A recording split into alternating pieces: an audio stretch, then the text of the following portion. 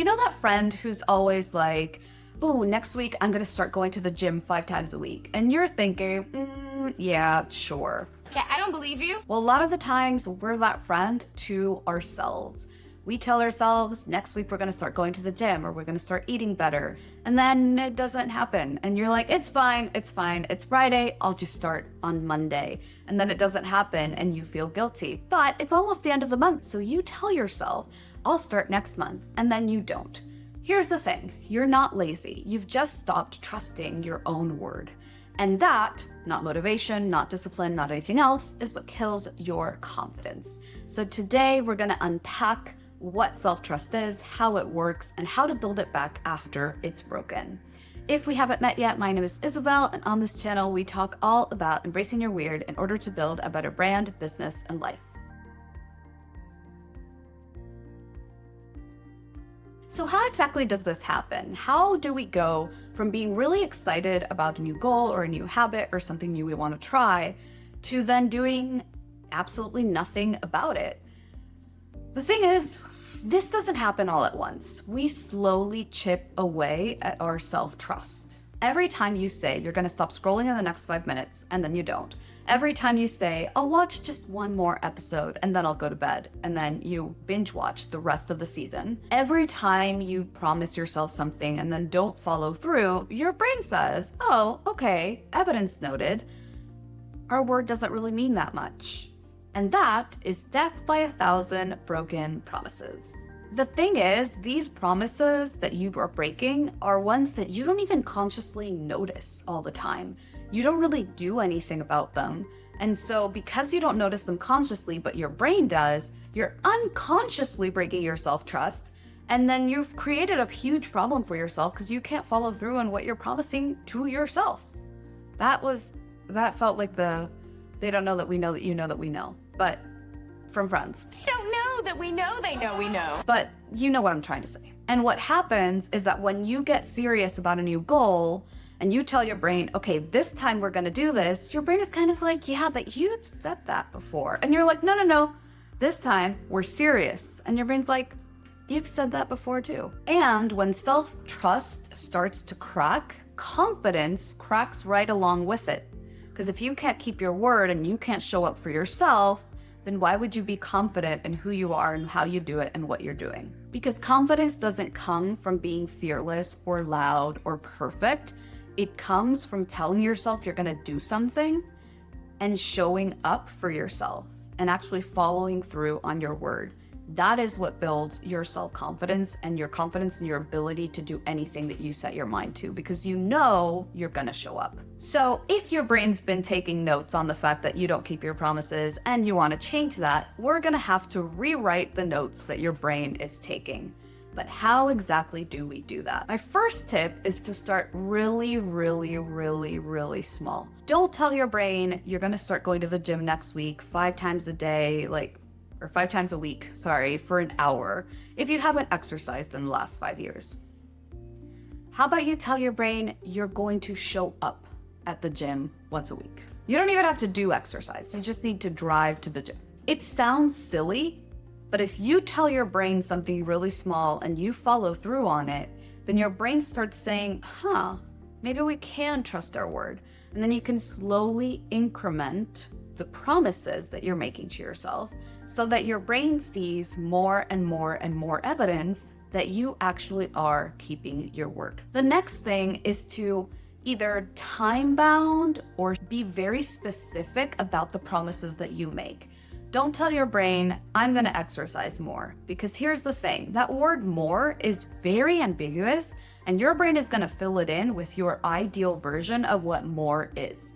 And when it does that, and you don't hit that ideal version, your brain is saying, yep, we didn't keep the promise.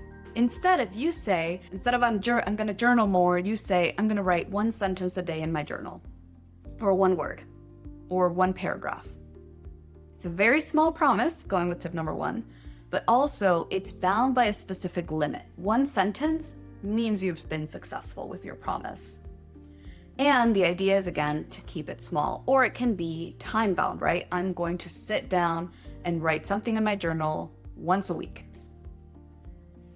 once a day.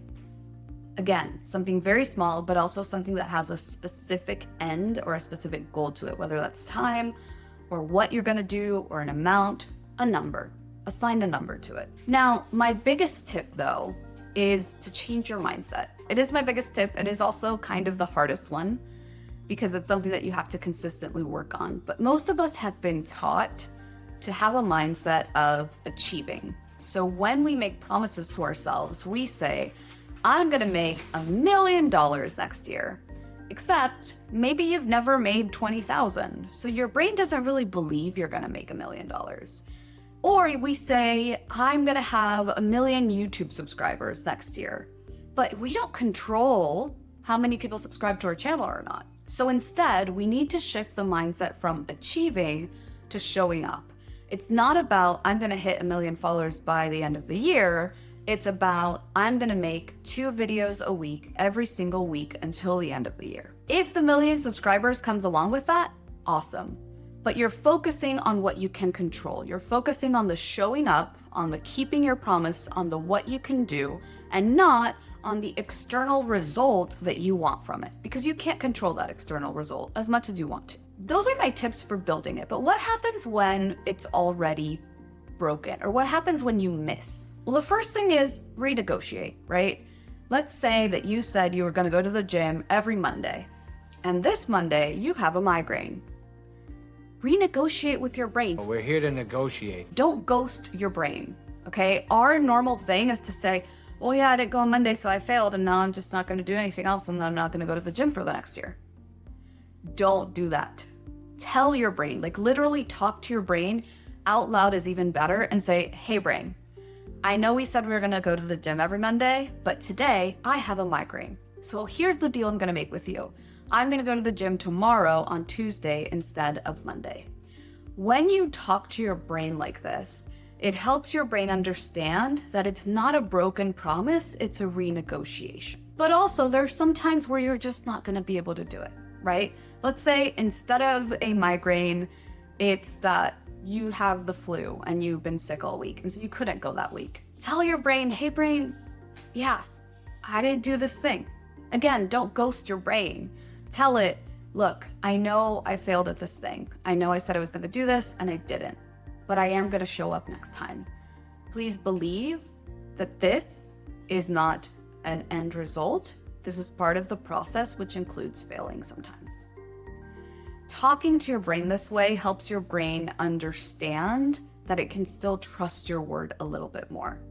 Now, you still need to keep most of your promises, of course, but we're human. We're all going to fail at some point. And so it's okay to renegotiate, and it's okay to tell our brains, hey, yeah, we failed, but I'm showing up again. Like I'm getting up and I'm doing it again, because that is also evidence for your brain that you're going to show up.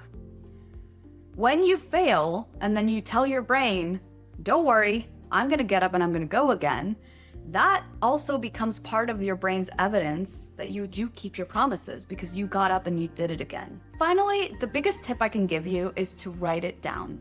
Keep an evidence log for your brain. So on the days that you don't keep your promise, you can show your brain, hey, look at all the times that I have kept my promises. Even if it's tiny, write down in a notebook or on a notes app or on a Notion board, whatever it, tickles you and makes you happy. Today, I kept my promise of drinking a gallon of water. Today, I kept my promise of writing a sentence in my journal. Today, I kept my promise of going to the gym on a Monday. Today, I kept my promise of recording and posting a YouTube video every week. That solidifies the evidence that your brain has. Because when your brain has been focused so much and so many years on all the stuff and all the promises that you haven't kept, retraining your brain is harder because you're creating new neural pathways where your brain already has a trusted pathway that it's gone down 1 million times before. And so that extra step of writing down the evidence and proving it to yourself will help your brain do that faster. Self-trust is the foundation of confidence. Confidence isn't, I'm going to succeed every single time. Confidence is saying, I'm going to show up anyways. Confidence is trusting yourself enough to know that no matter how many times you fail, you can show up again, you can get up again, you can try again, and eventually you will succeed. If you want to build more confidence, stop telling yourself to believe in yourself. Instead, show yourself the evidence that you can believe in yourself. Write it down. Prove to yourself and your brain that you do keep your promises, that you do show up. Because that's when confidence stops becoming about external validation and instead becomes an internal thing that makes you unstoppable. Now, if you enjoyed this video, I would really appreciate it if you like and subscribe. I make new videos like this every single Friday. So until then, stay wild, stay weird, and I'll see you in the next one.